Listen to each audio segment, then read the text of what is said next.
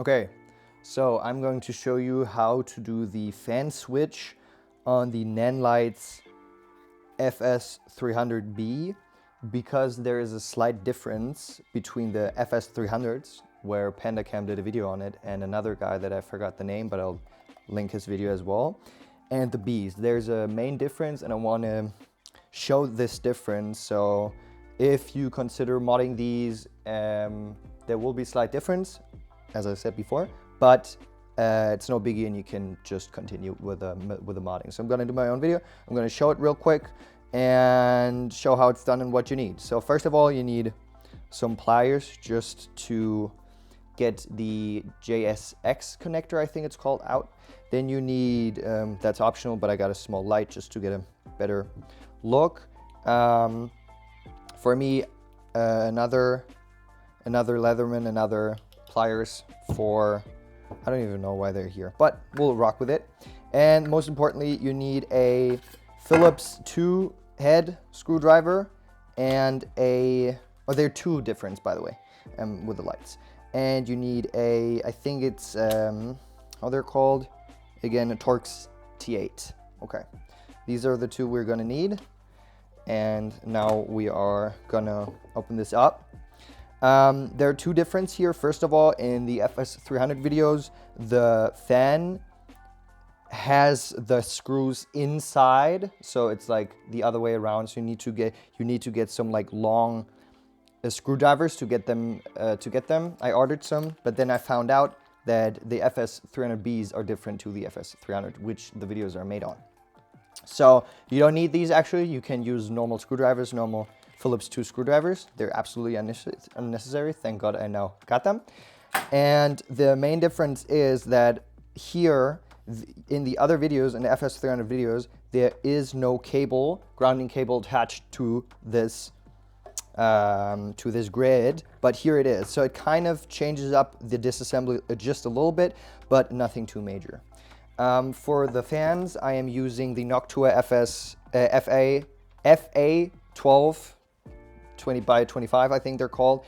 They were recommended by the guy that kind of stitched Pandacams' video. Very good fans. And I'm gonna do a comparison from the loudness. I'm gonna test these. I have a shotgun mic here. I hope it's possible to hear them. And how they're gonna turn out is pretty simple, because I already modded the first light and I'm filming with this, so can barely hear it. But I'm gonna do a comparison test. First, we're gonna shoot these. I show the decibels, and then we're gonna shoot the already done light. And it's currently working. It's like on 70% strength. And there's no overheating issues whatsoever. And the most important thing, you need an adapter. For this goes from a PWM or 3-pin, 4-pin PWM or 3-pin to a 2-pin JSX, whatever it's called. You get two of these on Amazon for like 10 bucks. I got them here in Germany for 10 bucks. Okay, so I'm gonna disassemble this real quick, and I'm gonna show you the main difference. But first of all, we're gonna do a loudness test. So, get that fired up. I should get rid of this first.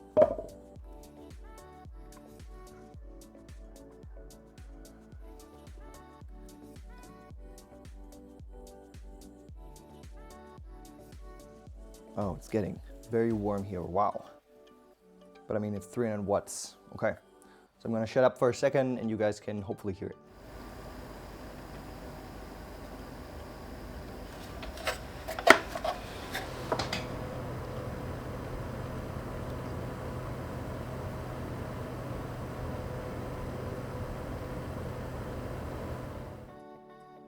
It's quite loud. It's very audible.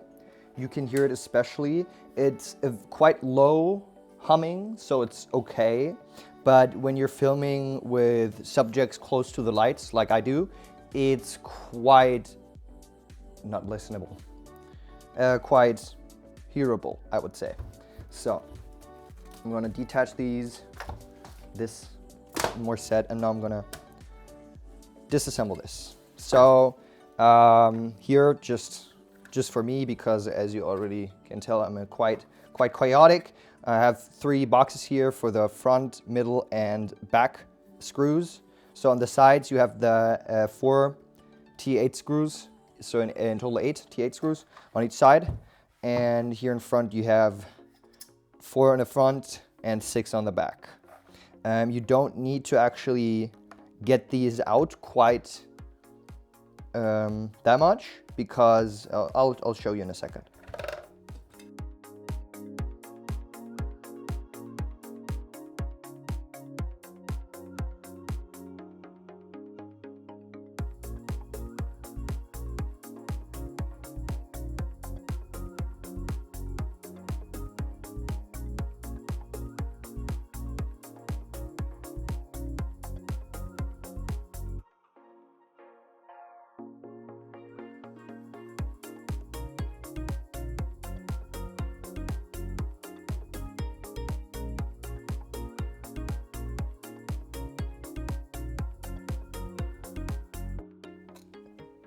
Mess them up. Oh, they're quite good. Okay. So I'm going to take this off carefully, because now I'm can show you the main difference that got me nervous for a second. And the FS300s, this is not there. There is no cable attached to this, and you need to get rid of this in order to change the fan. And with the FS300s, there are no cables here. You can just pop this thing off and just put it away, as far as I remember. So the difference is here the grounding cable, which we can take off, but we need some pliers for this. Probably that's why I brought the Leatherman as well. I don't know, feels nicer, I think. So we're gonna set that aside, and in order for this to slide out so we can access the fan, we actually need to unscrew this. And in order to do that, well, this will be tight. Last time, look. As you can see, quite some force needed to move this, and there will be a, I don't know the name, but a Mutter. In German, it's called a Mutter, and you need to hold it with pliers in order to unscrew this. First of all, I'm going to loosen it up a little bit more, and now the part here. Oops, oh, this is sketchy. It's hard to show on camera. I hope I can show it, but I don't know if you can see it. This will turn with the screw, so you need to hold that in place.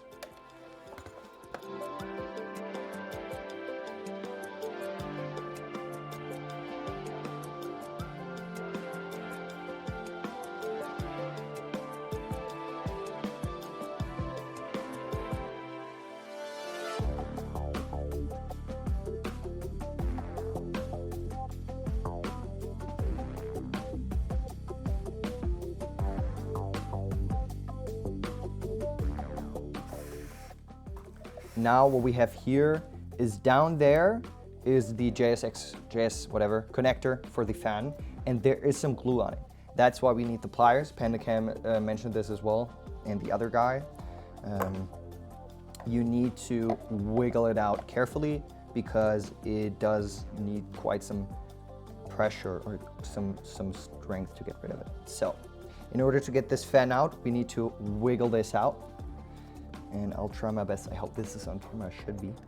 And you grab it by the sides here carefully and wiggle it out.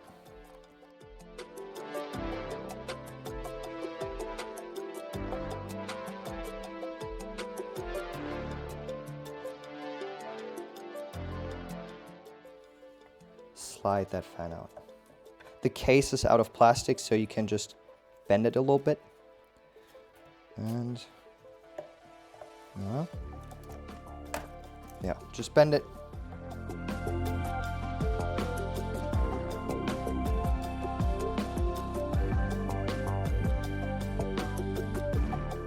That's the low noise adapter, because usually these are PWM 4-pin, which means that the main board or the connected computer can control the control the speed, but with a adaptation to 2-pin, this will go on full throttle all the time, I think. So there's a way to kind of slow the maximum speed, because this goes at around 2000 RPM, and this just changes the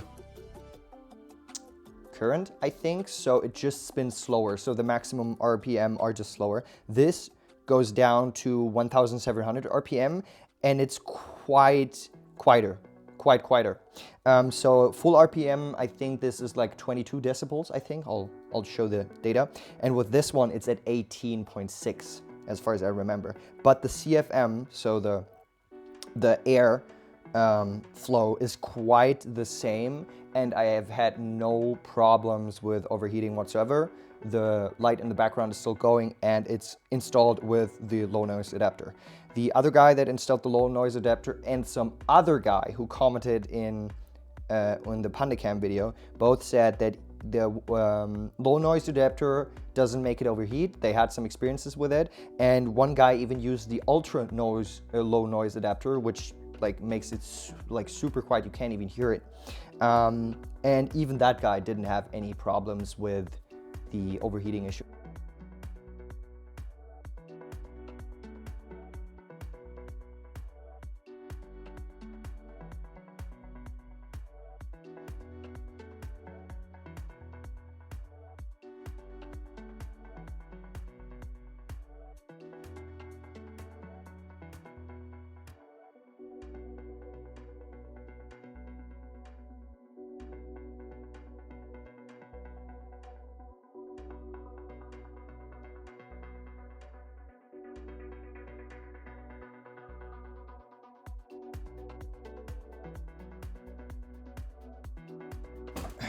We're gonna do the electronic part.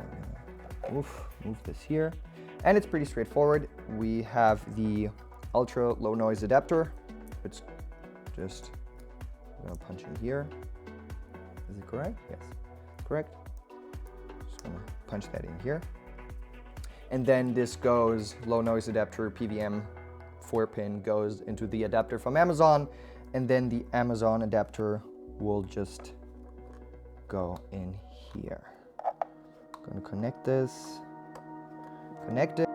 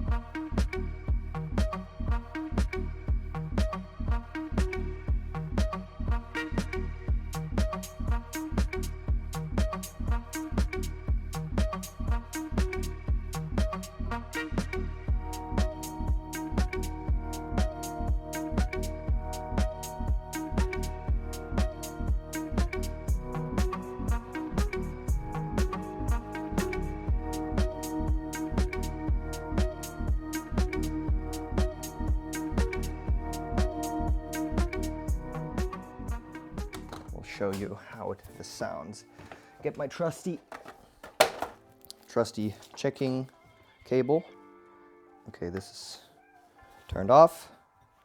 Everything looks nice. And now I'm gonna be quiet for a second. I'm gonna turn that thing on. But wait, money shot. I want to see show you guys how the fan starts spinning.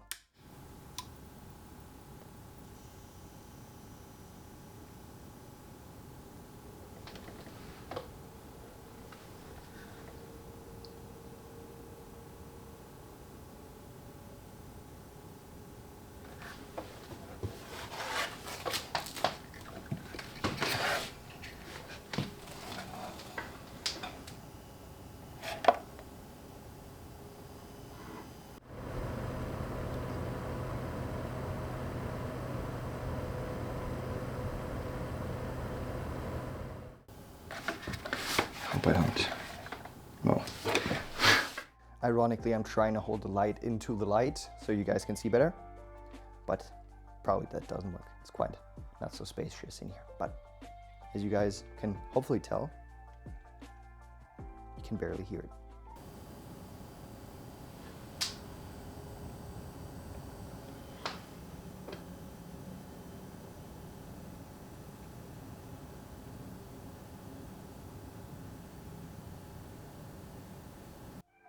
So, I hope this sound is enough and it's easy to compare it. I try to normalize it and make sure that both lights were filmed with the same exact mic settings, of course, but I'll try, and I hope that you guys can hear it.